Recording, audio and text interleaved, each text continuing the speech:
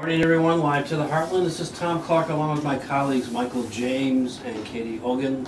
And we're not only celebrating Martin Luther King's birthday and anniversary, but our own Michael James has a big birthday this week, along with photo closings and openings, which we'll talk about in a little bit. Today we're going to talk about neoliberal Chicago, which seems timely after yesterday's police report, and a little bit about the Women's March coming up next weekend. Really looking forward to sharing both history and the present with you this morning on a typical gray Chicago winter, but hopefully we can warm your hearts. It is Martin Luther King weekend, amongst many different events going on around town. In our own neighborhood of Rogers Park, Just Harvest is having a gathering at 2 p.m. Sunday at Willie B. White Fieldhouse. There are all sorts of other rallies and stuff going on, including later today after the show, an immigration rally at the Chicago Teachers Union at 1901 West Carroll. Show up, particularly after they've not only are hosting an immigration rally, but the Teachers Union itself got some bad news from the city yesterday. They're going to have to do 4 furlough days of that would normally be paid teacher prep days. I don't know what happened to the longer school day thing the mayor keeps touting, but they keep shaving off some of those extra days. And of course the big news of the week, of many different big things, because it seems like every day we have 5 headlines we need to talk about, was the Justice Department released yesterday of a report on what I call police misconduct, the ongoing violation of constitutional rights, and the need for better training and oversight. And we've talked about this before. We've had some of the groups that were involved in testifying before the Justice Department. I want to note that in particular our guest Susan Smith Richardson from the Chicago Reporter, who set up a database on some of this, was specifically cited by the Justice Department in the report. Without this database, we wouldn't have been able to do some of our work because it didn't exist before. Yay, Susan. And we'll have her on again. Yeah, and you can actually see her her interview. You can hear it or see it on livefromtheheartland.com, our new website. So I know we just heard about the report. Either one of you have some reactions to what we heard? Well, I'm glad it came out before, you know, Armageddon hits.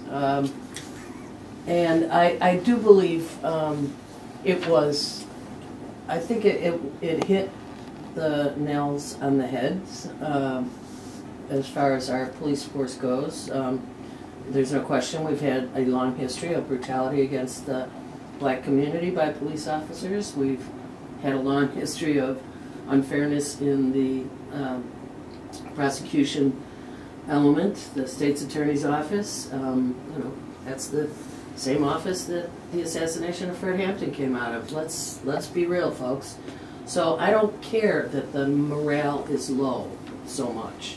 What I care about is that the truth is coming out, and that hopefully there is some commitment inside of those buildings to make the changes needed to be made. I was listening to public radio yesterday, and I heard Lori Lightfoot talking. I thought she was very good and very clear, and really pushed at how this is to help officers, and that we'll see what happens if the number of people that they say on the police force actually wanted more guidance and better rules, let's say. We'll see if it really hits the rank and file, or if there's you know, people attempting to block it. And I was actually stunned at the rather calm response by the head of the Fraternal Order of Police, who of course has been very critical and very nervous.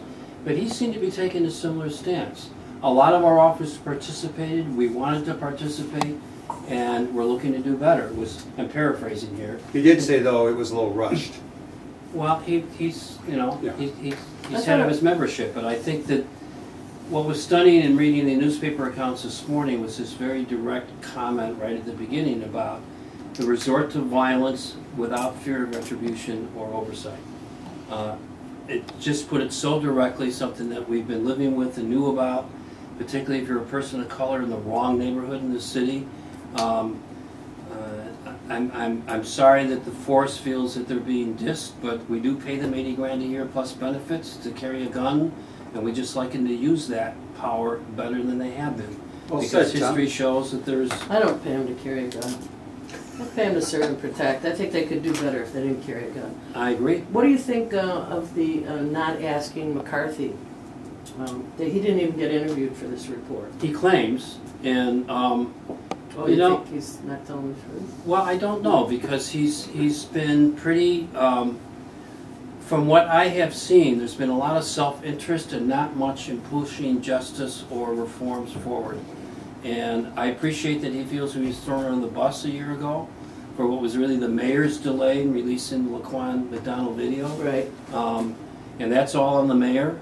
And I think the biggest challenge going forward that you referenced is the new incoming administration is not going to enforce this Justice Department report. It really will behoove us citizens and the mayor and the police department to pick up on this and to try to make do locally, because there probably will not be federal oversight after next week.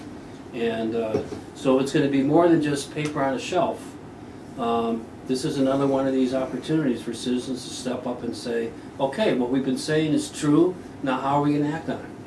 McCarthy, I think, burned his bridges a while ago, and I'm not sure what he would have to contribute unless he was going to divulge how much the mayor hid, which I don't think he would do. Well, he oversaw the force while a lot of things went on. It seems to me a kind of a big miss. Well, maybe, because I remember you saying that we felt he was trying to get some stuff done before he was fired. Right. He never claimed that, particularly when he was in charge, because I think he had to take cues from the mayor, but perhaps that is a voice that's missing from this. Not a bad point, Katie. Okay, just wondering. And we have great hope that the Justice Department will continue working on this. There was some talk from Lori Lightfoot that even, or somebody I heard say that even if the top of the department, if let's say it was Jeff Sessions, didn't want to deal with this, there's still motion from below in the Justice Department. Well, assuming that most of those civil servants don't get fired in the first day, Sessions clearly does not want the federal government interfering, as he put it, in local affairs. And so I'm not expecting this Justice Department to do much enforcement. And that's why I think it's up to us citizens to make sure that something does happen. Yeah, everything's up to us. We got a lot to do. Yeah. We've got a lot of work. You made mention of the immigration march. It's actually not a march, it's a rally tomorrow. I misspoke. And today, rather, at 10 a.m. at the CTU Center. This is really, for those of you who put on a safety pin on your coat, it's time to put your body where the pin is. And this is to mobilize immigrant faith and labor communities to resist the anti-immigrant and harmful policies of the incoming administration. And it's part of a national series of mobilizations today all around the country. So Chicago, show up, 1901 West Carroll Avenue. It's 10 o'clock this morning, so you've got time. Go on. Tomorrow afternoon, in between other King memorials and services, there is a rally to save healthcare. Congress has already started trying to dilute the Affordable Care Act with no replacement on the horizon. So SEIU is organizing a rally at 1 p.m. tomorrow at SEIU Healthcare Headquarters, 2229 South Halsted. This is another opportunity to step up and be heard, and to find out how we can more effectively challenge what's not only going to happen to the Affordable Care Act, throwing 20 or 30 million Americans with insurance back out on the street, but clearly they're after Medicaid and Medicare as well. So it's really time for all of us to step up. That's going to feature Jan Schakowsky and Senator Durbin. If you have not caught Jan Schakowsky, our Congresswoman, post-election, On fire. you definitely have to. You should go to this. Actually, it's at full capacity. I got that notice this morning. Which means they could join us with Jan on Monday night at Loyola Fieldhouse, where there's going to be another little unity gathering, and just to make it a little bit more local, another local opportunity. Jan's actually, if you go to Jan's Facebook site, there's a recording of her live, really talking about being a little bit optimistic about the opportunities that now are coming our way, given the new administration. Her line is basically, welcome to the resistance. One big hubbub that happened yesterday, is the vote that was taken the night before. I have a feeling we're going to have a lot of midnight votes in the next little while. Midnight hour. That was regarding the pharmaceuticals. Yeah. And I did finally find an article somewhere, I think it's called New Liberal, that that sort of said, listen people, you're getting this wrong, because there were 12 Democrats who voted against this amendment, to an amendment. It was part of a larger thing, and this is the sort of thing that we really do need to get education about out, because people went crazy. I called and left a message on Corey's phone myself. Who's Corey? Cory Booker, Senator. Thank you, Michael. Senator Your from buddy. New Jersey. You have a picture of you in I do the have a picture Democratic from the convention, yeah. And I referenced, I met you at the convention. I'm not sure why the first thing out of the box is for you to stand against something that Bernie and Klobuchar put together. Amy Klobuchar, the senator from Minnesota, which is about being able to get drugs from Canada, which Senator Bernie Sanders has been taking busloads of seniors from Vermont to Canada for years to get their prescriptions filled. Good idea. I'd like to travel to Canada. Not to fill your flippin' prescription, for God's sake. Anyway, I think that there's an education there in both the reaction and the 12 senators whose names I wrote down, whose numbers I wrote down, you know, the Dems who voted against it, both the New Jersey senators, both the Washington senators, Maria Cantwell. I mean, come on. Follow the money of Big Pharma. But then there's also a list of Republican senators that we're to call who have indicated an unhappiness with replacing ACA with nothing. So those names I also took down. There's 7 of them. So I think that what we have to get used to doing is actually playing politics at a little deeper level and getting not so immediately knee-jerk response until we see what the heck the vote was really made up of. Which includes, on a slightly different note, when a Trump complains about the intelligence agencies, as someone who remembers Bay of Pigs, Gulf of Tonkin, and a few of the things like that over the years, that's maybe something we should embrace. And, I know. And go with it about another 10 yards. Yeah. Which is not what he wanted us to do with it. I know, that's exactly right, is to take those opportunities. The curtain is going to be opened in a way that we have not seen it before, thanks to this strange happening that's about to befall us. Speaking of which, Obama. What? Go. No, I was just... I wanted to do a quick promo for a series that's going to start on BEZ this week that has been in preparation for some time. Award-winning education journalist Linda Lutton is going to start her series where she spent a full year in one of the poorest schools in one of the poorest neighborhoods looking at how education is happening now, in this case in the west side of Chicago. It's going to start with an hour-long documentary in a classroom for 1 year. The few journalists that we have left, it's an amazing amount of investment, and it was actually part of a graduate school project she started a year and a half ago, and I think it's something we're going to want to really tune in on and listen to carefully. And it airs It Tuesday? airs on WBEZ, Tuesday. beginning I think on Monday actually. It says Tuesday here. All right, fine. 117. So 8 a.m. on Martin Luther King Day, 6 p.m. on Tuesday. So how about that Obama speech? Whew. That was wonderful. That was really wonderful. Yeah, I think it was great for a lot of people to see and hear that message right now. It was amazing to me to hear the right-wing forces still dissing the 8-year president. I didn't even, if it was on, I paid no attention to it. Well, this is newspaper columnist accounts, and they still want to give this guy no room, even though they were attacking him inauguration night and not giving him any sway, and still complaining that we haven't accepted the election results yet. I want to point out that it took Trump over a month to have his first press conference, the first one in 6 months. And Barack... You call that a press conference? And Barack took a day after he was elected, right in the middle of the financial crisis. I was at that press conference at the Hilton, and it was amazing what he had taken on a full 2 months before he took his oath. So just the difference between the current guy who's leaving and the new guy who's coming in is stunning. You know, I just kind of wish people would stop comparing them. There is really no comparison. You're absolutely right. There is no comparison.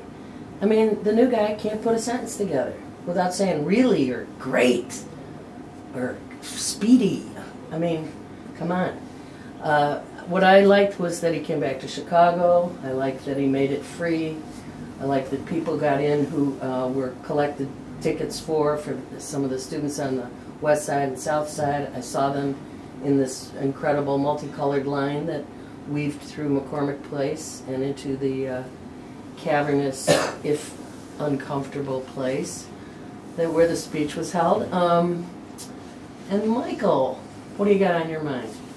You're closing and opening some photo exhibits that we want to chat about a little bit before we move on to our first guest. Well, yeah, and we got a bunch of guests waiting, so we better move quickly because we've been doing a lot of conversations. So let me just say that I had a photo opening last night. It's a collection of photos that represent for me kind of an awareness of politics, starting with Kennedy in Mexico and all the way through Black Lives Matters, and that's at the Yuri Eichen Gallery by appointment, or there'll be an event on February 3rd, a closing.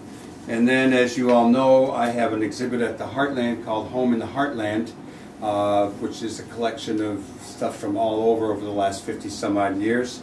And that's going to be also serve as a little birthday party, which my wife sort of put together. And your children and your family, yeah. Yeah, so I got a lot of photos that people can see. They can go down to the Yuri Eichen Gallery, or they can, if they get there tomorrow, they can see the closing of the Heartland show. And I did get, my pictures of Obama got a lot of circulation this week. Yeah, they did. They were in Bust magazine. There was an article about Valois that referred to them. There was the DNA article. It was nice. And good archival stuff. I also was able to get some of my archival stuff up there that had a wonderful reaction.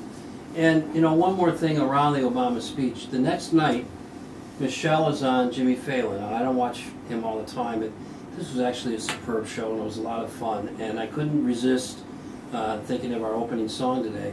Stevie Wonder came out at the end and did a 3-song tribute that just... Isn't she wonderful? If you're not moved enough by this transition we're going through, this was a stunning moment. It's available on my Facebook page and other places.